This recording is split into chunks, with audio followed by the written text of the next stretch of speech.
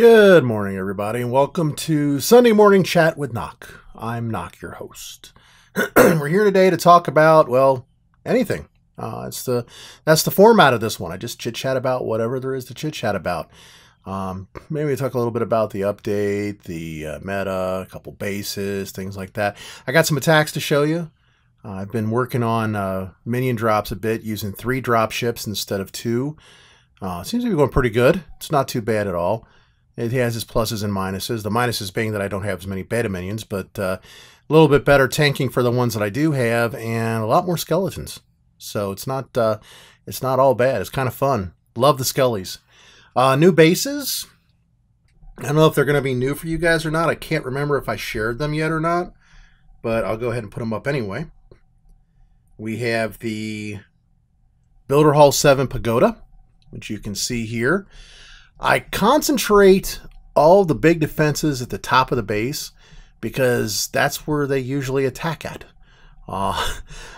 For the longest time, I was saying nothing but Bombarian, and whenever somebody ran Bombarian against us, they would flood from the top with everything. So I decided to increase the strength at the top. You can just as easily switch the position between the Builder Hall and those 2 mines and giant cannon, and get the base to run as a more centralized base, if you will. 6 one way, half dozen the other. Fiddle with it, make it your own, do what you like with it.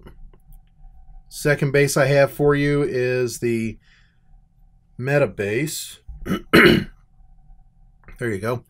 This is just like the original meta base, only it's a little bit bigger because obviously we got more stuff at Builder Hall 7. Another one that works very well, it's a precursor to the brackets base.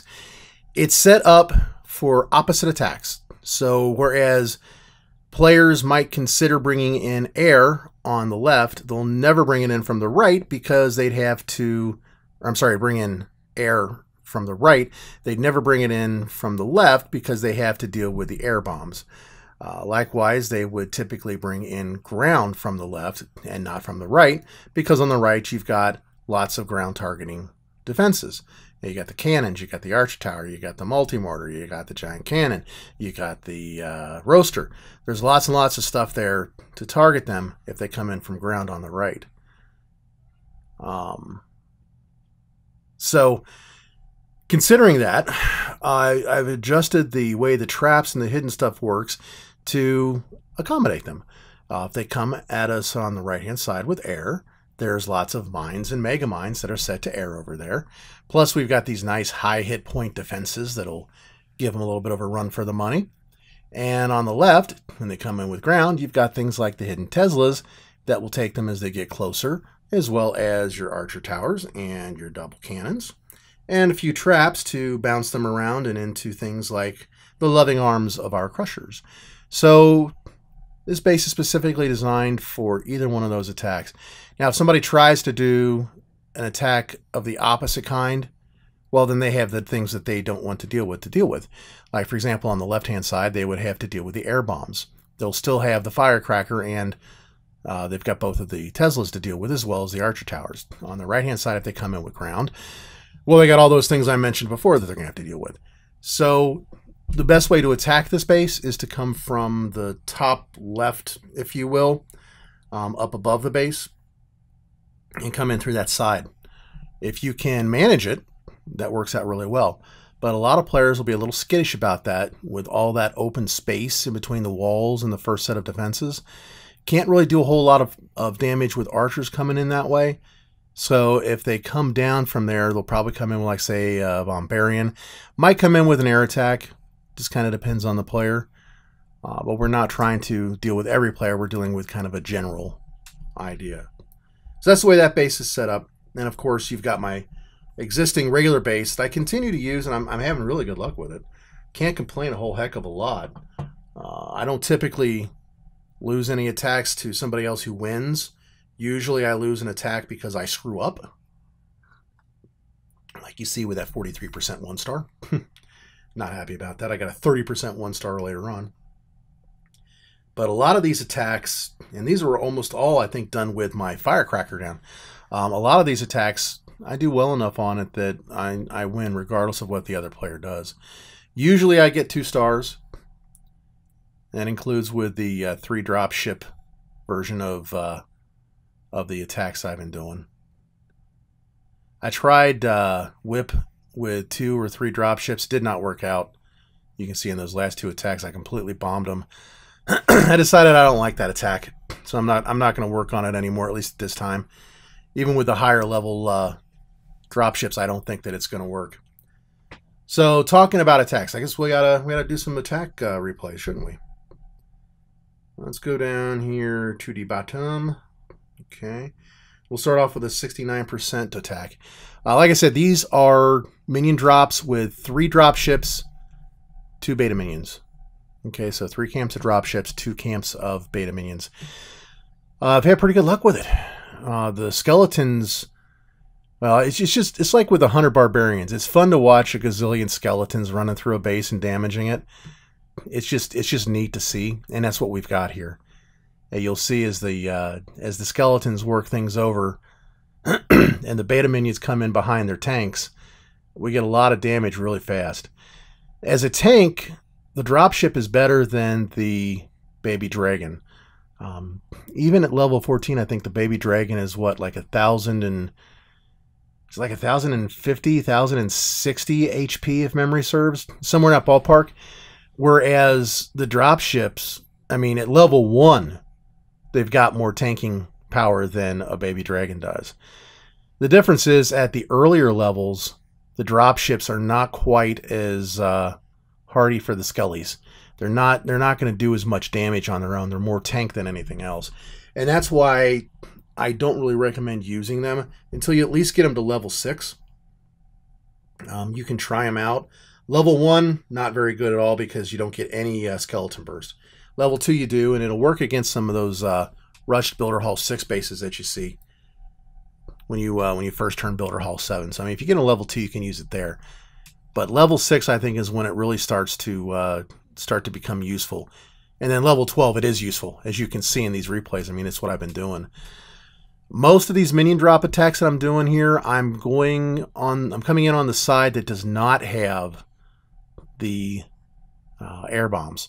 And the reason for that is I want to make them last a little bit longer.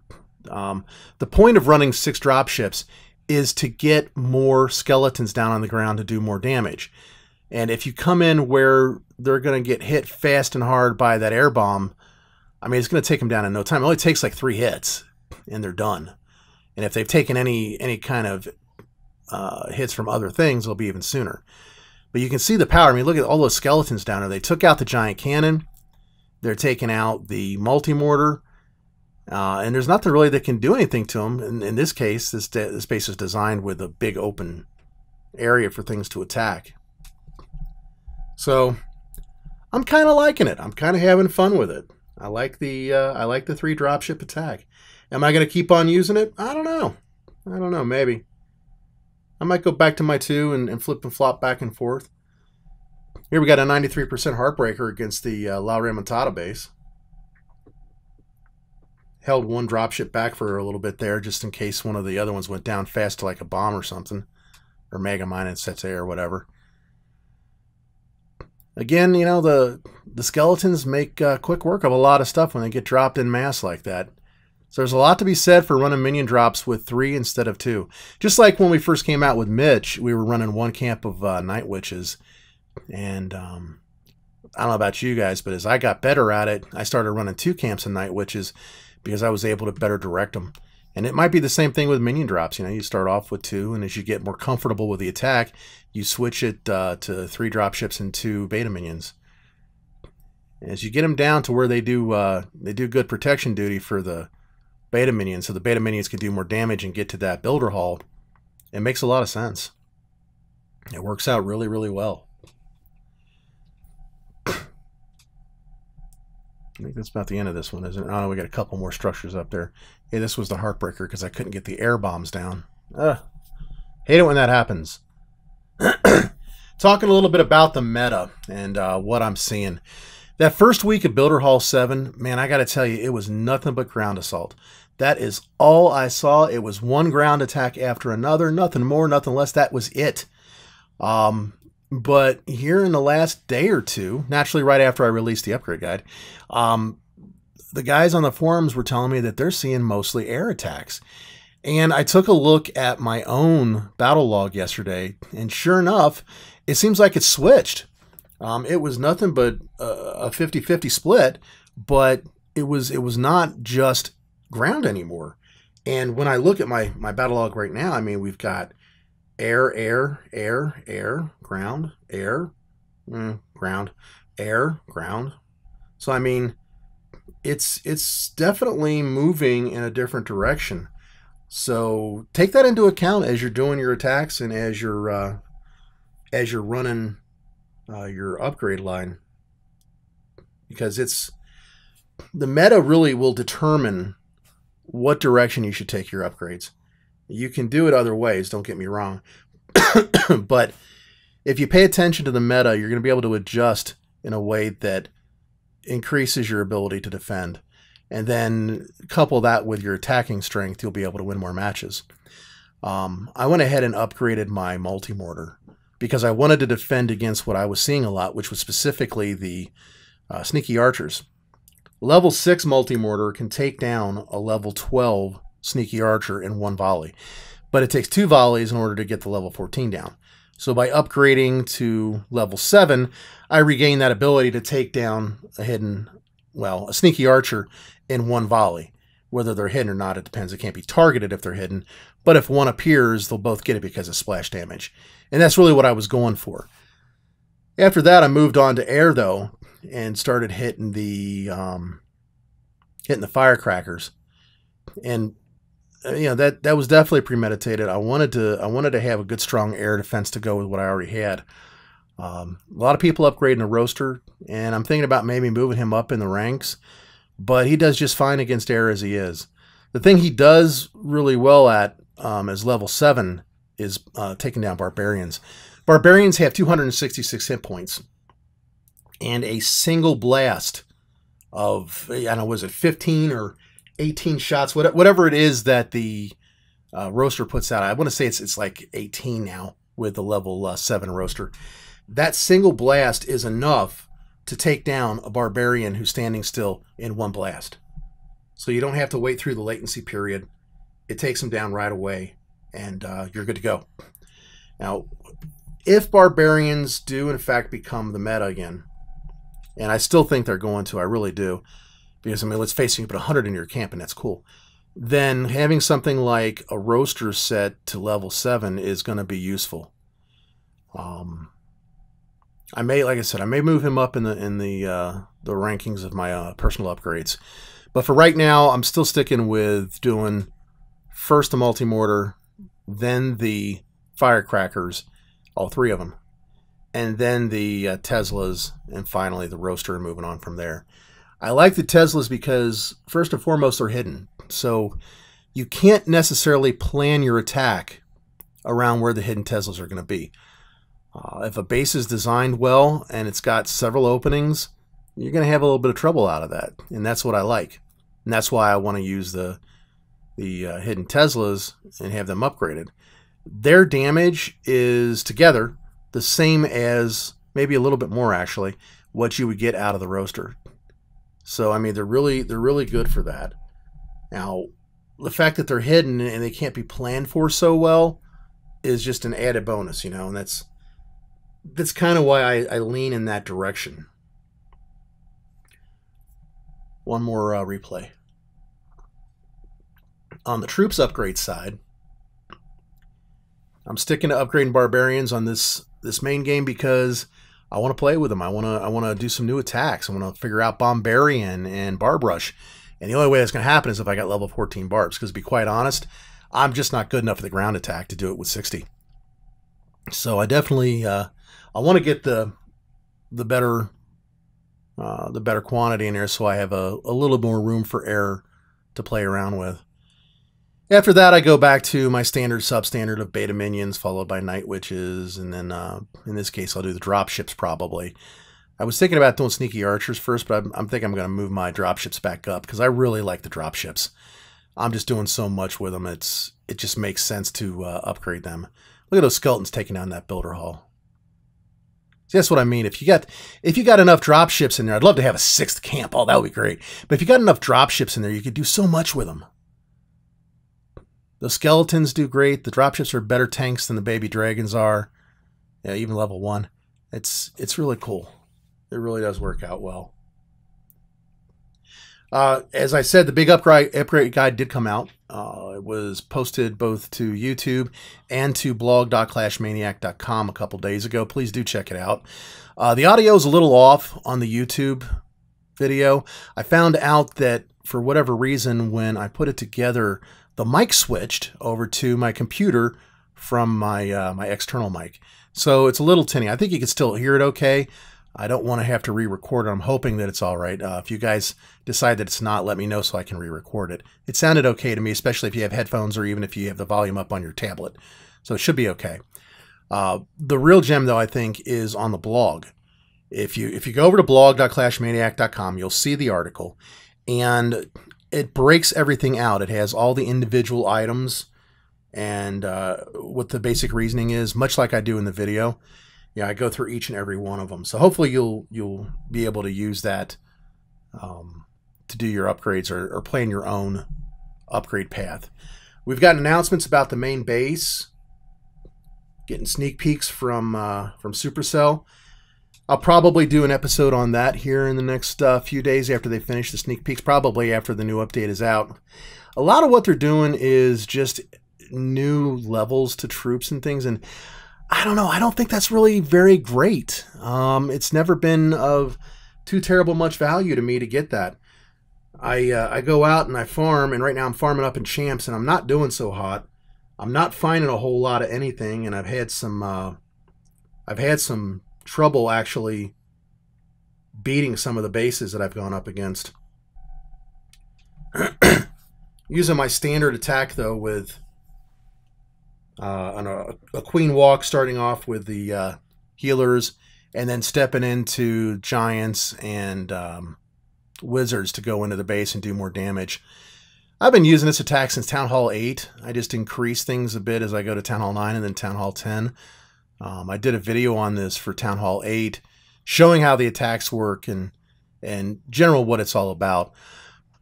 Works out pretty good for me for the main party even up here, but just not finding a lot of loot in Champs 1 and 2. This one had a pretty good take. I did well on this one, I suppose, but the other one's not so hot. Been pretty disappointed. So I might end up dropping down a little bit. I've been working on getting the last set of upgrades done, the last few troops that they added another level onto. Like I said, I don't know. I really want to see something more out of the main game. I mean, this is where I started. I love the main game.